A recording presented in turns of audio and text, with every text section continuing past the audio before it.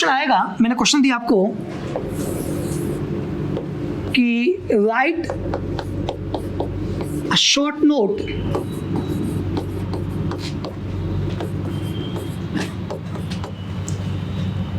On ancient Indian republic Mahajanapadas of 6th century, ये question आएगा। ठीक, इसको लोग कैसे शुरू करेंगे पहले से पहले कैसे शुरू कर देंगे। 50 वर्ड है, अब 50 वर्ड को कैसे वो डाइजेस्ट करने वाला है, 5 मार्कर। सबसे पहले क्या है कि 16 महाजनपद ऐसे लिखे, सॉरी इसको ऐसे कसते हैं कि 6ठी सदी के इतिहास में, 6ठी सदी प्राचीन भारत में 16 महाजनपद मिलते हैं। पहला लाइन तो ये है। दूसरा लिखिएगा, पहला पॉइंट हो गया। दूसरा, 16 महाजनपद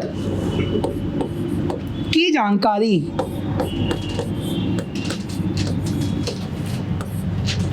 भगवती सूत्र और अंगुत्तर निकाय, ये 2 ग्रंथ हैं, एक जैन ग्रंथ एक बौद्ध ग्रंथ, इनसे मिलती है।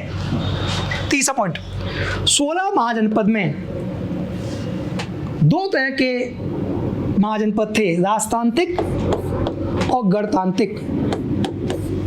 चौथा पॉइंट, 16 महाजनपद में से केवल अस्मक दक्षिण में था, बाकी सब महाजनपद अस्मक दक्षिण में था, दक्षिणतम था, बाकी सब नर्मदा के उत्तर में थे। और थोड़ा सा और याद लिख देगा कि 16 महाजनपद भारत में द्वितीय नगरीकरण था। अभी पॉइंट लिखे मैंने आपको दिखा रहा हूँ, ये मैं मन से नहीं बोल रहा हूँ, ये हमने जब टेस्ट कॉपी लेते तो बच्चा ये लिखता है। अब आप बताओ कि मैंने क्वेश्चन क्या पूछा है, नंबर क्या है, ये क्या लिख रहा है। ठीक, आप क्या कर रहे हो, मैनिपुलेशन कर रहे हो। ठीक, और मैनिपुलेशन जो पकड़ना आती है, आपको आंसर नहीं आता है इसमें, आपको कहीं भी पता ही नहीं है कि गणतंत्र जो हमने जो मेन चीज फोकस करी, इस ये चीज पे आपको 5 मार्कर दिया था मैंने। आपने किस चीज 5 मार्कर लिखा, आपने लिखा इस चीज पे, आपने इस पे लिखा, मैंने इस पे 3 मार्कर पूछा है, आप इस पे 3 मार्कर दिख रहे हो, 5 मार्कर। और फिर बोले फर्स्ट पेपर नंबर नहीं आए, जो आए बहुत अच्छे हैं, तुम इसके लायक भी नहीं हो। ठीक, समझ में आया ना, क्लियर हुआ।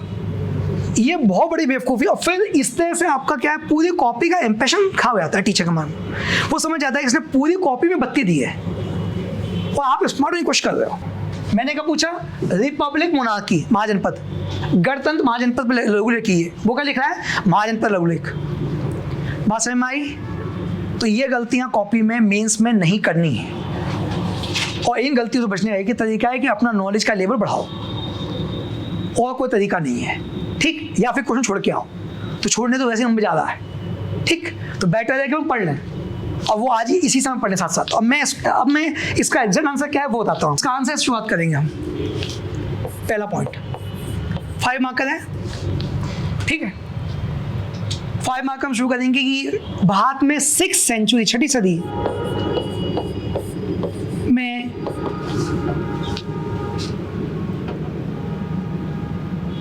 में 16 महाजनपद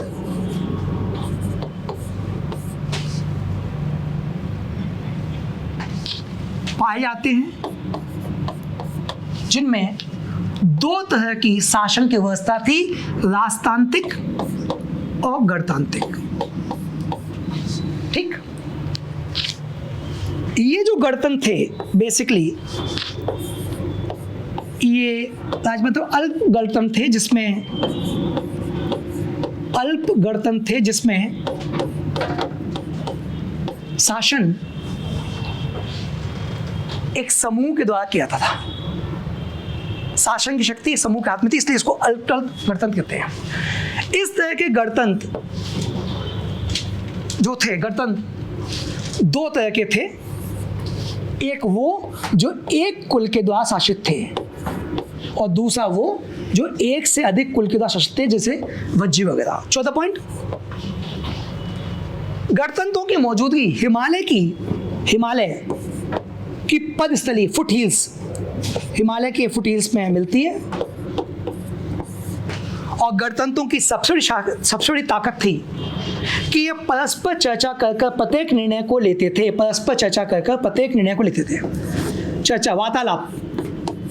यहाँ एक व्यक्ति का शासन नहीं है, व्यक्तियों का समूह है, एक काउंसिल है जो शासन कर रही है, और काउंसिल में जितने लोग बैठे हैं वे तमाम लोग अपनी चर्चा में भागीदारी कर निर्णय ले रहे हैं। निर्णय व्यक्ति के द्वारा लेकर समूह के द्वारा लिया था, सामूहिक निर्णय की इनकी शक्ति थी।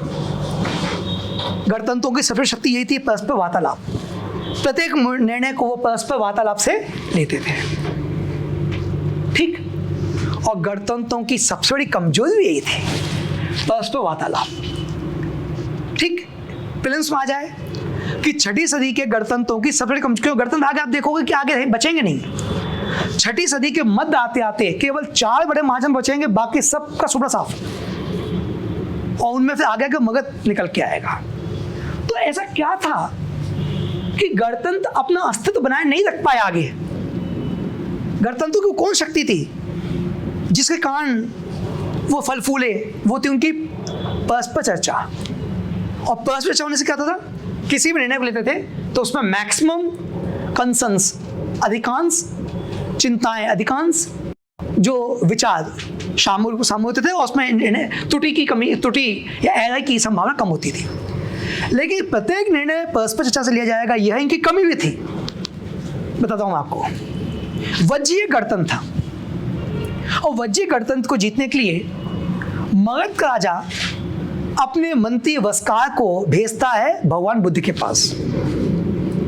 वस्कार और बुद्ध के बीच में चर्चा होती है, और उस चर्चा में वस्कार से भगवान बुद्ध पूछते हैं कि क्या आज भी वज्जी के लोग महिलाओं का सम्मान करते हैं? क्या वज्जी के लोग बुजुर्गों का सम्मान करते हैं? क्या वज्जी संघ के लोग तमाम निर्णय आपस में बैठ के लेते हैं? ठीक।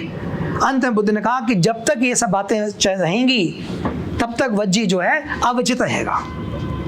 इस प्रकार से मगध के राजा को भगवान बुद्ध ने वज्जी की जो खूबियां थी उस वार्तालाप से निकल के आई, और वहीं से एक कमी निकल के आई कि यदि इनके बीच में जो आपसी वार्तालाप, परस्पर वार्तालाप, या इनका जो सामूहिक रूप से मिले कामकाज यदि इनमें फूट डाल दी जाए और इनके बीच में वैमनस्य और घृणा पैदा कर दी जाए तो नहीं जीत सकता है। और यही हुआ, आगे आके वज्जी को जीतने के लिए इसी प्रकार के षड्यंत्र का उपयोग किया गया, और फाइनली वज्जी जीता गया।